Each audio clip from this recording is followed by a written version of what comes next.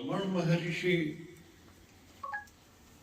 ब्रह्म ज्ञानी थे, बहुत ज्ञानी थे।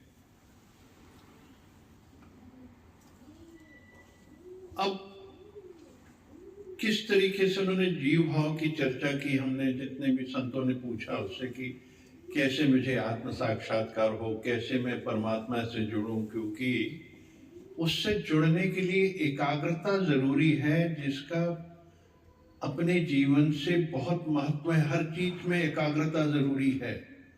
जीवन और संसार की दोनों चीजों में एकाग्रता जरूरी है। अल्टीमेट पाने के लिए एकाग्रता चाहिए। जीव भाव सबसे बड़ी जो चीज है, जीव भाव। कैसे कहते हैं कि गधे को मारते जाओ तो 10 बार मारो, 11वीं बार है, और घोड़े को एक बार रस्सी खींचो और वो चल पड़ता है। तो कैसे कंपैरिजन दिया कि एक इंसान जो कि नॉलेजेबल है, जिसके 7 गुण है, उसके अंदर सभी क्वालिटीज हैं, अंडरस्टैंडिंग की है, ब्रेन है उसके अंदर, निश्चयात्मक बुद्धि है उसके अंदर है, वो क्यों संशयात्मक बुद्धि के प्रभाव में रहता है? क्यों रहता है? क्योंकि वही गधापन लेके आती जो संशयात्मक बुद्धि है, कि एक भेड़ चाल में चल पड़ते हैं, एक रूढ़िवादिता से चल पड़ते हैं, वो है संशयात्मक बुद्धि। जो निश्चयात्मक बुद्धि है, जो परम सत्ता से आती है, वो रोज नए नए जीवन के उदाहरण सामने लाती है, अपने जीवन की चर्चा में उसको लेके आती, बाय एक्सपीरियंस सब चीजें आती हैं।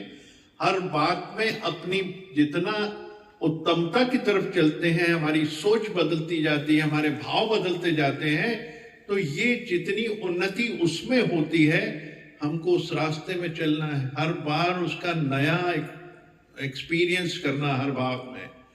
ये सिर्फ मन जो है, ये जो अहंकार है, ये करने नहीं देता। पुराने लोग देखोगे आप किस तरीके से एक जड़ रूप में चलते हैं कि ये लाइन खींचती, मेरे को इसी पे चलना है। यही जीव भाव है सबसे बड़ा, ये सबसे बड़ा जीव भाव है। जब तक इससे निकलेंगे नहीं, इस जीव भाव से कहीं भी प्रोग्रेस नहीं हो सकती, उन्नति नहीं हो सकती। उसको करने के लिए हमको जीव भाव से निकलना, अहंकार से निकलना। एक पतली सी झिल्ली है बीच में, आत्मा और इसके अंदर मन के बीच में। शरीर जड़ है, सब जड़ है, मन ही है जो हमको गिराता है, हर जगह गिराता है। पूरी परिस्थिति जो है जीव भाव की, जो है मन से ही है। हम जितना परमात्मा में डूबेंगे, परम सत्ता में डूबेंगे, तो आत्म साक्षात्कार निश्चित है। कैसे कहते रमण महर्षि, मैं तो निराकार में रहता हूं, उसी का ध्यान। अब निराकार में रहने का अर्थ समझिए ना इस चीज को आप।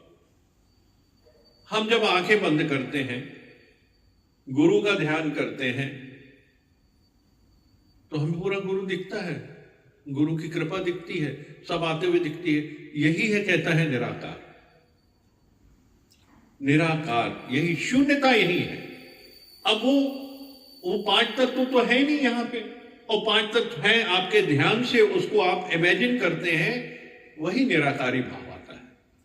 क्योंकि आप जीव भाव से निराकार में जाने के लिए हमें एक इमेज को लेना पड़ता है सामने। एकदम से शून्यता नहीं आएगी। हम मेडिटेशन की भी जहां बात आती है कि सांसों पे ध्यान दीजिए, जब आप सांसों पे, नॉस्ट्रिल पे ध्यान देते हैं, सांसें आ रही जा रही हैं, मैं और मेरा में फर्क आने लगता है इसमें। और धीरे धीरे पहले महसूस होता है सांस आ रही जा रही है, इसके बाद जब टोटली योग हो जाता परमात्मा से, तो सांस का भी पता नहीं चलता।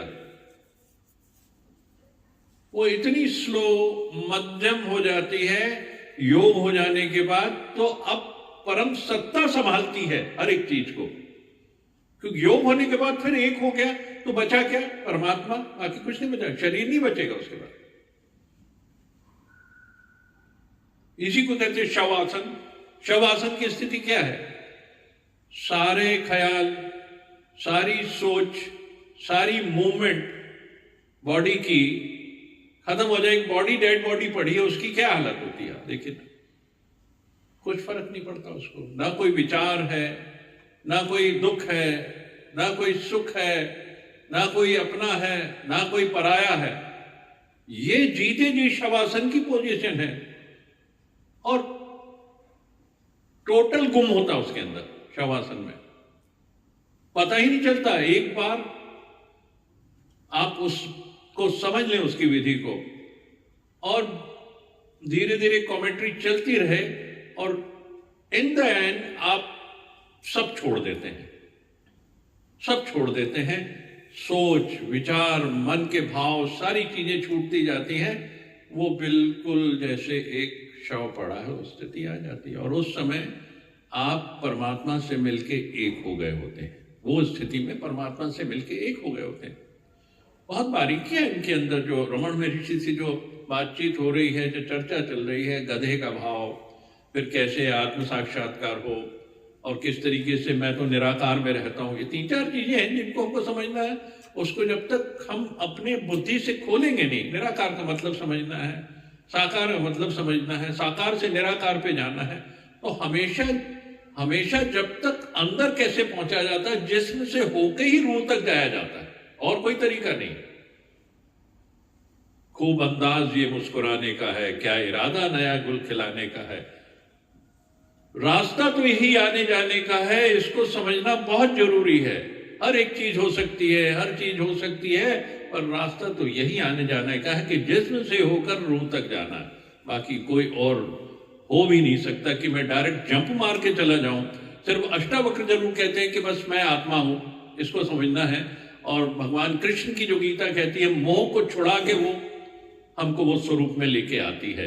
तो हमको इसी को समझना है, क्योंकि हम पूरा गीता पे कर रहे हैं और इस भाव से ब्रह्म ज्ञान को समझ रहे हैं, तो इनको हमको समझना जरूरी है और क्वेश्चन होना चाहिए। बहुत जल्दी हम लोग छोड़ के भागते हैं, तो वो नहीं होना चाहिए। हमको समझना चाहिए, एक एक पॉइंट नहीं समझ आए तो रिपीट होना चाहिए। एक एक पॉइंट एक एक खोलो, इसका मतलब क्या, इसका मतलब क्या, तब वो क्लियर होंगी चीजें हमारे सामने।